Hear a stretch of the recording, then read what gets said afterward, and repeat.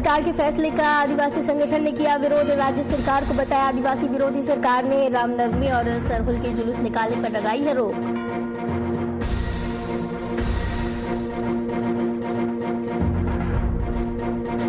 50 दिनों बाद बिहार में फिर लगे झटके। सीमांचल के जिलों में 8:51 हिली धरती। मुंगेर भागलपुर के साथ पटना में महसूस हुआ भूकंप। कोरोना के बढ़ते खतरे के चलते बिहार में सभी कोचिंग सेंटर बंद के विरोध में छात्रों ने किया जमकर हंगामा। सासाराम में तोड़फोड़ के साथ किया आगजनी।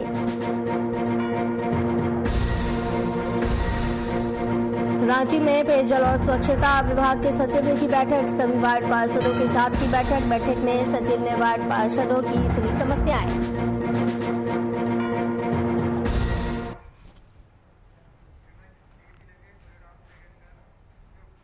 नमस्कार, वीआईपी न्यूज में आपका स्वागत है। आपके साथ मैं हूं आस्था श्रीवास्तव। भारत की राजनीति में भारतीय जनता पार्टी दुनिया भर के पॉलिटिक्स के स्टूडेंट के लिए स्टडी का विषय है। आज पार्टी का 41वां स्थापना दिवस है और 4 दशकों में पार्टी ने लोकसभा में 2 सीटों से 303 सीटों का लंबा सफर तय किया। अटल आडवाणी की जोड़ी से मोदी शाह की जोड़ी तक पार्टी ने हर दशक में नई उपलब्धि हासिल की। इसमें राम जन्मभूमि आंदोलन ने भी इसकी मदद की, जिसका परिणाम पिछले साल अयोध्या में राम जन्मभूमि पर मंदिर के भूमि पूजन के तौर पर सामने आया। भले ही बीजेपी की स्थापना 6 अप्रैल 1980 को हुई, लेकिन इसका इतिहास भारतीय जनसंघ से जुड़ा है। स्थापना दिवस को लेकर बिहार बीजेपी में बड़ा कार्यक्रम है, जहां लोगों को सम्मानित भी किया जाएगा। पर कोरोना काल को लेकर जब सारे कार्यक्रम स्थगित किए गए हैं, तो इस कार्यक्रम को कैसे किया जाएगा, ये एक बड़ा सवाल खड़ा होता है। इस खबर की तमाम जानकारी के लिए हमारे साथ वरिष्ठ संवाददाता शशांक दुबे जुड़े हुए हैं। शशांक जी, बीजेपी का 41वां स्थापना दिवस मनाया जा रहा है। किस तरीके से बीजेपी अपना ये स्थापना दिवस मनाएगी? कितनी खुशी कार्यकर्ताओं में देखी जा रही है? महत्वपूर्ण है। बिहार में ही नहीं, पूरे देश में भारतीय जनता पार्टी अपना 41वां जन्मदिन मना रही है, स्थापना दिवस मना रही है। 1980 में 6 अप्रैल को इसकी स्थापना हुई थी, लेकिन सबसे महत्वपूर्ण बात है कि ये एक राजनीतिक पार्टी के तौर पे 1980 में इसकी स्थापना हुई थी। लेकिन उससे पहले जनसंघ जब हुआ करता था, उसके श्यामा प्रसाद मुखर्जी हुआ करते थे और तमाम नेता थे, अटल बिहारी वाजपेयी थे, जिन लोगों ने जनसंघ बनाया था। और जनसंघ सामाजिक सरोकार से और राजनीतिक सरोकार से जुड़ी रही है और पूरे देश में एक नई तरह की राजनीति जो है उसको तलाशने में जुटी हुई थी, या कहें उसके लिए जनमानस को तैयार कर रही थी। लेकिन उस वक्त कांग्रेस का राज हुआ करता था और पूरे देश में कांग्रेस का एक छत्र राज हुआ करता था। यानी कांग्रेस के सिवा कोई पार्टी अगर जीतती थी तो बहुत ही रेयर होता था, शायद होता था। लेकिन उस वक्त लोग कहा करते थे कि जनसंघ का लोग मजाक उड़ाया करते थे।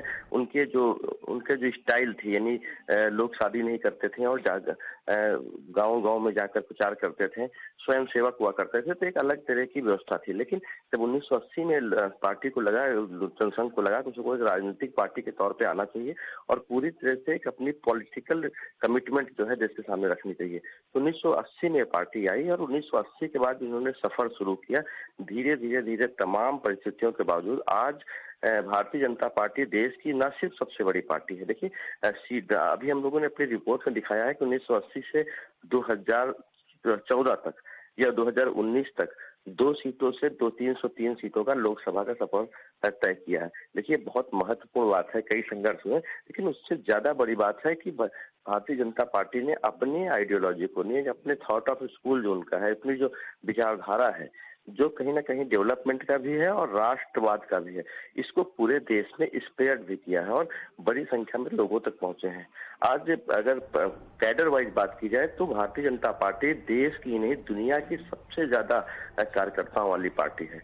यानी 10 करोड़ से ज्यादा उसके कार्यकर्ता हैं। तो कहीं ना कहीं भारतीय जनता पार्टी ने न सिर्फ अपनी राजनीतिक हैसियत बढ़ाई है, बल्कि समाज में भी अपना हैसियत पूरा बढ़ाया है। उत्तर से लेकर, यानी कश्मीर से लेकर, कश्मीर में भी उनके विधायक हैं और साउथ में जाकर कर्नाटका में भी उनकी सरकारें रही। तो कहीं ना कहीं केरल में भी आज के समय में ऐसा है, अगर केरल में चुनाव का दौर चल रहा है तो केरल में भी भारतीय जनता पार्टी मजबूती से खड़ी है। हालांकि सीटों में कितना कन्वर्ट होती है एक अलग विषय है, लेकिन भारतीय जनता पार्टी ने अपनी आइडियोलॉजी उत्तर से दक्षिण और पूरब से पश्चिम, आज नॉर्थ ईस्ट में जब चुनाव हो रहे हैं तो भारतीय जनता पार्टी की तमाम सीटों पर चुनाव मजबूती से लड़ रही है। तो कहीं ना कहीं जी शशांक जी, जिस तरीके से पार्टी ने अपनी शुरुआत की थी, जिस तरीके से इसका स्थापना दिवस हुआ था, जिस दिन यह स्थापना दिवस मनाया गया था, जिस दिन इसकी स्थापना हुई थी, तब से लेकर आज तक बीजेपी ने कई उतार पड़ाव देखे हैं, कई ऐसे मौके भी देखे हैं जब बीजेपी अपना अस्तित्व खोती जा रही थी। शुरुआत की अगर बात की जाए तो कितनी मुश्किलों का सामना बीजेपी को करना पड़ सकता होगा या अब पड़ रहा होगा? जिस वक्त कांग्रेस का प्रचंड बहुमत हुआ करता था और उस वक्त अगर कोई कार्यकर्ता जनसंघ का हुआ करता था तो हादसे का विषय बनता था। आप जरा सोचिए, वैसी पार्टी को इतनी बड़े जनमत में कन्वर्ट करना कितना मुश्किल होगा। तमाम राजनीतिक परिस्थितियां भी प्रतिकूल थी और सामाजिक परिस्थितियां भी प्रतिकूल थी। देखिए, वो दौर था जब देश आजाद हुआ था और आजादी के बाद देश के अंदर एक सेकुलर इमेज की बात हो रही थी, एक देश को सेकुलर रास्ते पर ले जाने की बात थी देश। और उस समय कांग्रेस ने अपनी अलग सी आइडियोलॉजी रखी हुई थी, क्योंकि आजादी की लड़ाई में कांग्रेस ने बढ़ चढ़ कर हिस्सा लिया था। यानी आजादी की लड़ाई का पर्याय ही कांग्रेस थी।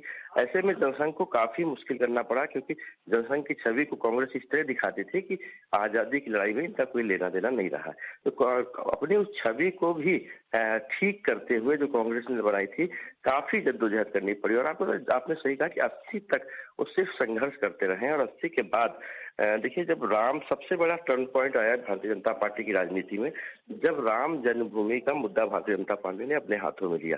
क्योंकि जब जो इमरजेंसी लगी थी उसके बाद जनता पार्टी की सरकार बनी थी, वो सरकार चल नहीं पाई थी। तो कहीं ना कहीं एक मजबूत विपक्ष की तलाश थी, क्योंकि कांग्रेस एक इतनी स्ट्रांग पार्टी थी कि एक बिखरा हुआ विपक्ष उसको कहीं ना कहीं चैलेंज नहीं कर पा रहा था। एक मजबूत विपक्ष की जरूरत थी और भारतीय जनता पार्टी के हाथ राम आंदोलन लगा। और राम आंदोलन में आडवाणी जी ने सबसे ज्यादा बढ़ चढ़कर हाथ लिया। हालांकि उसके पीछे पूरा संघ परिवार लगा रहा है, चाहे वो संघ परिवार में सिर्फ संघ परिवार का भारतीय जनता पार्टी एक हिस्सा राजनीतिक विंग है।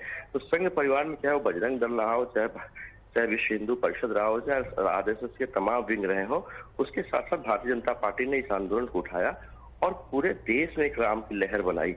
रथ यात्रा निकली गई, बिहार में रथ यात्रा रोकी भी गई, जेल भी गए।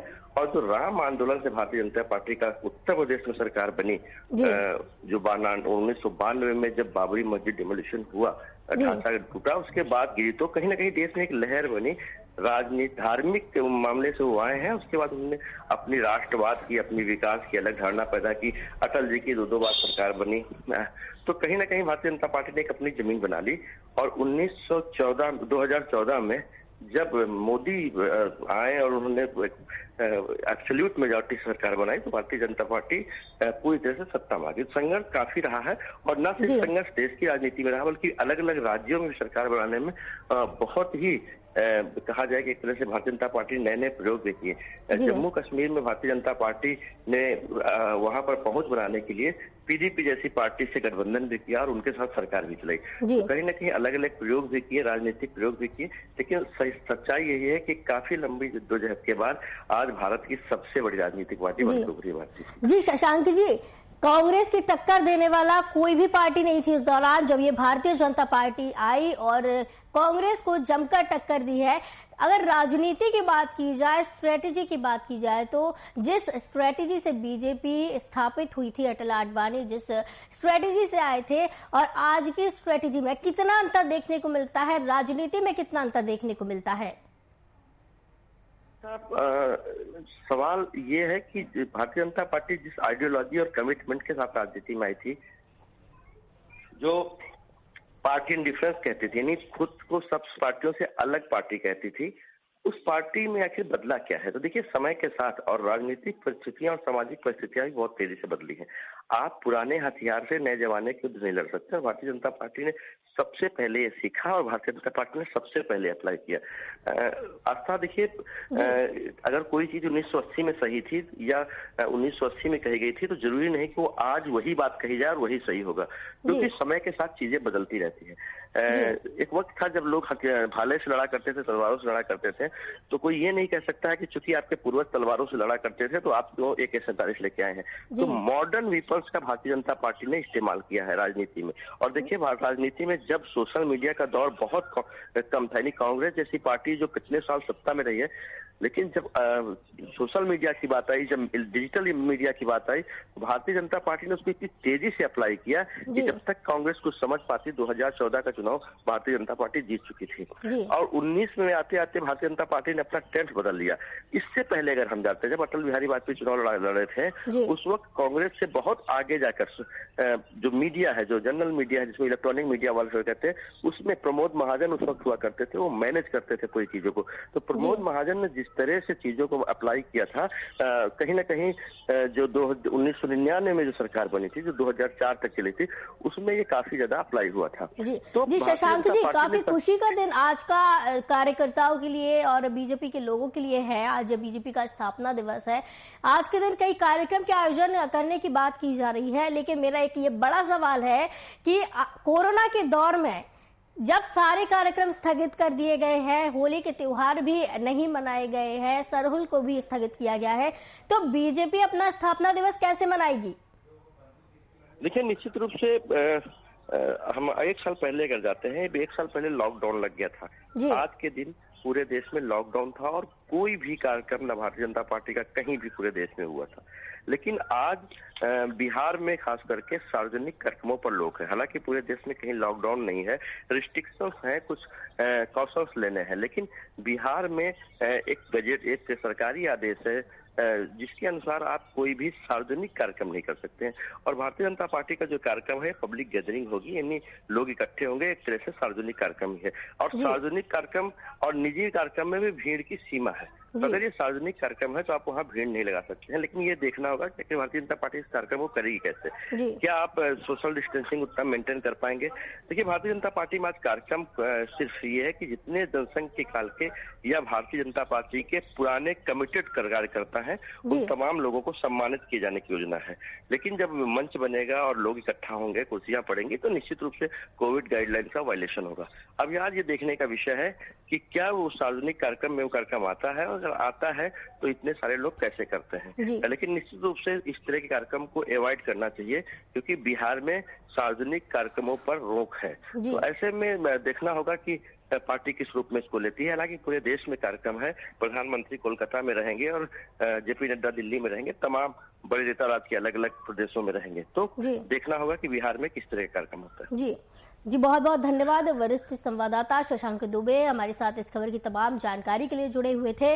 आपको बता दें कि बीजेपी का आज स्थापना दिवस मनाया जाना है और इसको लेकर कार्यकर्ताओं में काफी खुशी देखने को मिल रही है और कई कार्यक्रम भी इस दौरान आयोजित किए जाने की बात की जा रही है। लेकिन एक बड़ा सवाल ये खड़ा होता है कि कोरोना के दौर में जब सारे कार्यक्रम स्थगित कर दिए गए हैं, तो किस तरीके से बीजेपी अपना स्थापना दिवस मनाती है? सार्वजनिक रूप में मनाती है या फिर छोटा कार्यक्रम किया जाता है? और कोरोना गाइडलाइन का इस दौरान कितना पालन किया जाता है, ये एक बड़ा सवाल है। रांची में हर दिन कोरोना विस्फोट हो रहा है। हर दिन संक्रमित मरीजों का आंकड़ा लगातार बढ़ता जा रहा है। मुख्यमंत्री से लेकर आमजन चिंतित है। शहरों में चिकित्सा सुविधा इंतजाम को लेकर हर दिन बैठकों का दौर जारी है। स्वास्थ्य सचिव, डीसी, एसडीएम और तमाम स्वास्थ्य महकमा अस्पतालों की निगरानी कर रहा है और व्यवस्था का जायजा ले रहे हैं। लेकिन राजधानी मुख्यालय से महज कुछ किलोमीटर दूर ग्रामीण इलाकों में स्वास्थ्य व्यवस्था भगवान भरोसे है, जिसकी पोल उस समय खुल गई जब मांडर विधायक बंधु तिर्की अपने विधानसभा क्षेत्र के लापुंग प्रखंड सामुदायिक स्वास्थ्य केंद्र में रात 10 बजे अचानक पहुंचे। सामुदायिक स्वास्थ्य केंद्र की व्यवस्था देखकर बिफर पड़े। यहां अव्यवस्था और डॉक्टरों और नर्सों की गायब देख सिविल सर्जन रांची को फोन किया और जमकर खरी खोटी सुनाई। उन्होंने देखा कि स्वास्थ्य के केंद्र खुले हुए हैं, लेकिन वहां पर एक भी स्वास्थ्य कर्मी मौजूद नहीं है। कोरोना अपने विकराल रूप में है। स्वास्थ्य विभाग के सारे अधिकारी कर्मचारी सिर्फ शहरों तक ही केंद्रित हैं।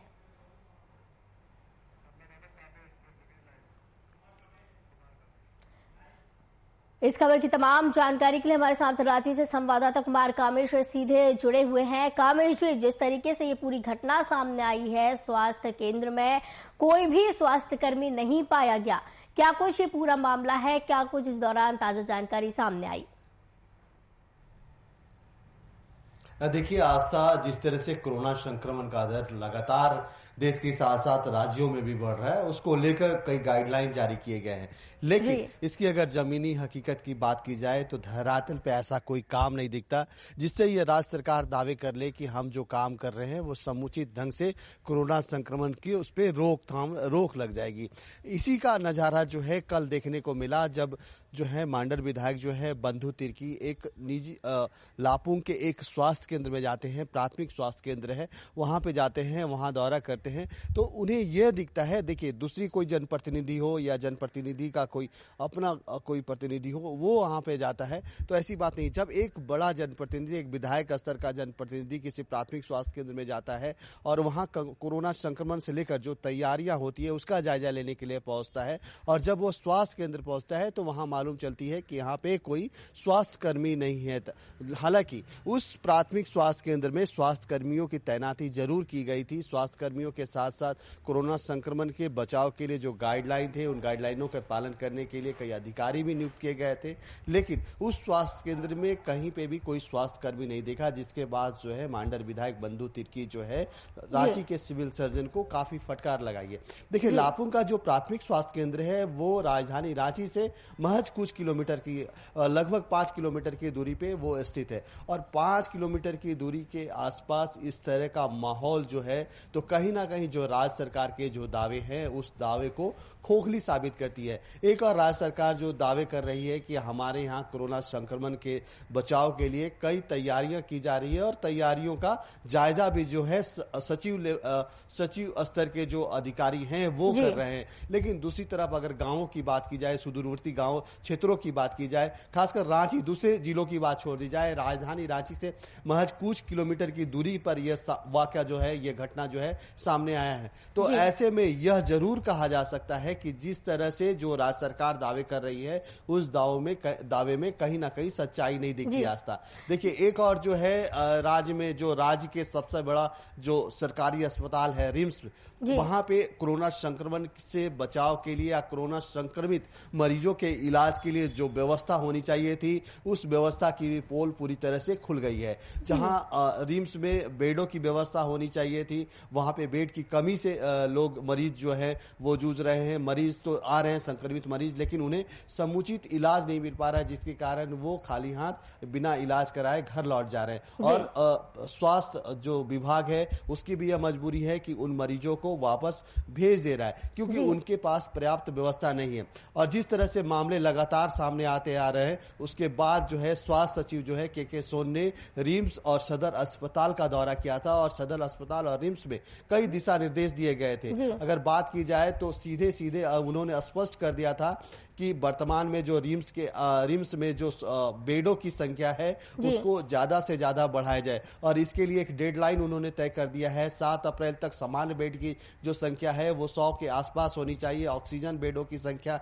107, और इसी तरह जो है वेंटिलेटेड बेडों की संख्या 118। मतलब जो वर्तमान में बेडों की संख्या है 118 उसे बढ़ाकर 252 तक करने की बात उन्होंने कही है। साथ ही साथ यह और निर्देश दिया है उनके द्वारा 15 अप्रैल तक जो रिम्स और सदर अस्पताल में जो बेडों की संख्या है उन बेडों की संख्या लगभग 399 400 के आसपास बढ़ाने की बात उन्होंने कही है। और साथ ही साथ देखिए कोरोना संक्रमण का जिस तरह से प्रसार राज्य में हो रहा है उसको लेकर संयुक्त अपर सचिव जो है जो रिम्स के अपर निदेशक भी हैं डॉक्टर बाघेवाल, उनसे बात हुई है। उन्होंने स्पष्ट किया है उनको प्रभारी बनाया गया है, सभी जिलों के झारखंड के सभी जिलों के लिए उनको प्रभारी बनाया गया है। लेकिन एक और देखिए कि जो उच्चस्थ पदाधिकारी हैं वो कोरोना संक्रमण से लड़ने की तैयारियां जरूर कर रहे हैं, उसकी समीक्षा कर रहे हैं, कई दिशा निर्देश दे रहे हैं, लेकिन उस दिशा निर्देश की उस समीक्षा के जो परिणाम आने चाहिए उसकी समीक्षा की जो परिणाम सामने सुदूरवर्ती गांवों में देखने को मिलने चाहिए वो कहीं पे नहीं दिख रहा है। तो जी कामेश जी, एक तरीके से ये माना जा सकता है कि सरकार की तरफ से तमाम वादे भले ही किए जाते हो, उच्चाधिकारियों की तरफ से समीक्षा भले ही की जाती हो, लेकिन धरातल पर ये सब कुछ फेल नजर आता है। और ये सिर्फ एक बात और ये भी कही जा सकती है कि ये सारी जो सुविधाएं हैं ये सभी राजधानी या बड़े शहरों तक ही सीमित है, गांव तक ये सुविधाएं नहीं पहुंच पाती। बिल्कुल ऐसा आपने सही कहा कि जिस तरह से जो राज्य सरकार के जो बड़े अधिकारी हैं, सचिव लेवल के अधिकारी हैं, सचिव स्तर के अधिकारी हैं, वो जरूर टेबलों पे बैठ के और जो हॉल है वहां पे बैठ के जरूर इसकी समीक्षा करते हैं कि कहाँ जो तैयारियां हैं वो कमी रह गई है। उन तैयारियों पे जो खामियां सामने आती है उसे दूर करने का प्रयास भी करते हैं। अभी बेड की बात कर रहे थे, बेड की संख्या कम है तो बेड की संख्या बढ़ाने का निर्देश भी सचिव स्तर के अधिकारियों ने दे दिया है, लेकिन इसके लिए एक डेडलाइन भी तय कर दिया है। लेकिन उस डेडलाइन तक क्या वास्तव में इन बेडों की संख्या बढ़ाई जाएगी? क्या जो मरीज बेरंग बिना इलाज कराए लौट रहे हैं, जो खासकर संक्रमित मरीज लौट रहे हैं, क्या उनको समुचित इलाज मिल पाएगा? ये अभी बड़ा सवाल बना हुआ है। लेकिन दूसरी तरफ बात की जाए तो राज्य सिर्फ बेडों की संख्या से या जो अधिकारियों के दिशा निर्देश से ही नहीं जूझ रहा है, बल्कि झारखंड में कोविड शील्ड और कोविड वैक्सीन के लिए जो वैक्सीनेशन का जो दौर था, इसके लिए स्पेशल ड्राइव चलाए जा रहे थे। अगर आज शाम तक जो केंद्र सरकार के स्वास्थ्य विभाग द्वारा अगर यहाँ पे डोज नहीं पहुंचाया जाता है तो कई जिलों में जो स्पेशल ड्राइव चलाया जा रहा था वो स्पेशल ड्राइव पूरी तरह से बंद हो जाएगा। तो ऐसे में देखा जा रहा है कि कोरोना संक्रमण के लिए राज्य सरकार ने जो तैयारियां कर रखी थी उसमें कहीं ना कोई खामियां देखने को मिल रही है। या देखिए, या तो केंद्र सरकार के द्वारा कई अड़चनें आ रही है। कामेश जी, इसमें लापरवाही किसकी मानी जाएगी? उच्च अधिकारियों की लापरवाही है कि वो सिर्फ समीक्षा कर देते हैं और उसको जांच करने के लिए धरातल पर नहीं जाते हैं, या फिर सरकार की लापरवाही है, या जनता की लापरवाही है, या स्वास्थ्य कर्मियों की लापरवाही है? किसकी लापरवाही देखने मिल रही है? देखिए, आस्था, कोरोना संक्रमण जो है ये विश्वव्यापी महामारी है और विश्वव्यापी महामारी को लेकर केंद्र के साथ साथ राज्य सरकार भी चिंतित है। और केंद्र सरकार के दिशा निर्देश जो है, गाइडलाइन है, वो अपना पालन करवाने के लिए केंद्र सरकार ने राज्य सरकारों को एक दिशा निर्देश जारी कर दिया है। राज्य सरकार ने केंद्र के गाइडलाइन को जरूर पालन करवाने का प्रयास किया, अपने अधिकारियों के साथ बैठक की। आज भी जो है डिजास्टर मैनेजमेंट की बैठक जो है झारखंड में होने वाली है। लेकिन इन बैठकों की बात छोड़ दी जाए, इन समीक्षा बैठकों की छोड़ दी जाए, तो दूसरी तरफ अगर देखी जाए तो जी कामेश जी, लेकिन कोरोना का लगातार विस्फोट हो रहा है। आए दिन झारखंड में लगातार कोरोना के मरीज बढ़ते जा रहे हैं, उसके बावजूद भी इतनी बड़ी लापरवाही का सामने आना कहीं ना कहीं प्रशासन और अस्पताल व्यवस्था पर भी बड़े सवाल खड़े करता है।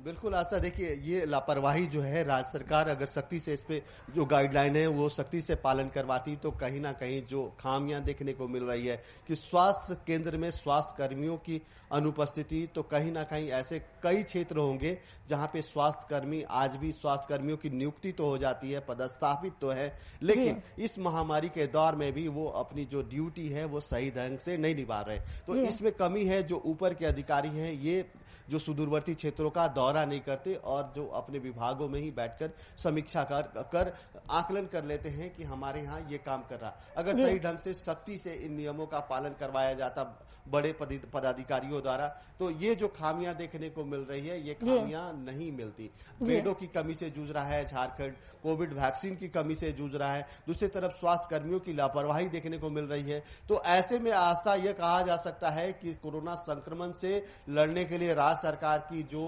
तैयारियां हैं या जो दावे किए जा रहे हैं वो पूरी तरह से खोखले हैं। अगर जमीनी हकीकत की बात की जाए तो आज भी झारखंड के राजधानी में जो गाइडलाइन का कहीं पे भी पालन होता नहीं दिख रहा है। तो ऐसे में यह कहा जा सकता है कि 2 गज दूरी, मास्क है जरूरी, इस जो सबसे बड़ा स्लोगन है कोरोना संक्रमण से बचने के लिए, इस स्लोगन का भी पालन लोग नहीं कर रहे। तो कहीं ना कहीं राज्य सरकार जो है इन नियमों के, गाइडलाइन को पालन करवाने में कहीं सख्ती नहीं बरत रही है। दिशा निर्देश जरूर दिए जा रहे हैं बड़े अधिकारियों के द्वारा, अपने करियर अधिकारियों को यह दिशा निर्देश जरूर दिया जा रहा है कि विभागों में आए तो मास्क और सैनिटाइजर का प्रयोग जरूर करें। साथ ही साथ सड़कों पे परिवहन विभाग की बात करें, परिवहन विभाग के द्वारा जिन वाहनों की अगर बात की जाए तो आज भी वाहनों में जो यात्री है, यात्रियों की संख्या वैसे ही है और जो यात्री सफर कर रहे हैं वो कहीं ना कहीं मास्क भी नहीं लगाते। तो यह स्पष्ट तौर पे कहा जा सकता है आस्था कि जो है राज्य सरकार के गाइडलाइन का पालन जो है झारखंड में बहुत कम ही देखने को मिल रहा है और इसका खामियाजा जो है आम जनता को भुगतना पड़ेगा, जिस तरह से कोरोना संक्रमण की दर जो है। जी बिल्कुल कामेश जी, कहीं ना कहीं राज्य सरकार की ये जो लापरवाही है इसका भुगतान जो है जनता को भुगतना पड़ रहा है। बहुत बहुत धन्यवाद कामेश जी हमारे साथ जुड़े थे इस खबर की तमाम जानकारी के लिए। वीआईपी न्यूज के बुलेटिन में फिलहाल इतना ही, मुझे दीजिए इजाजत, नमस्कार।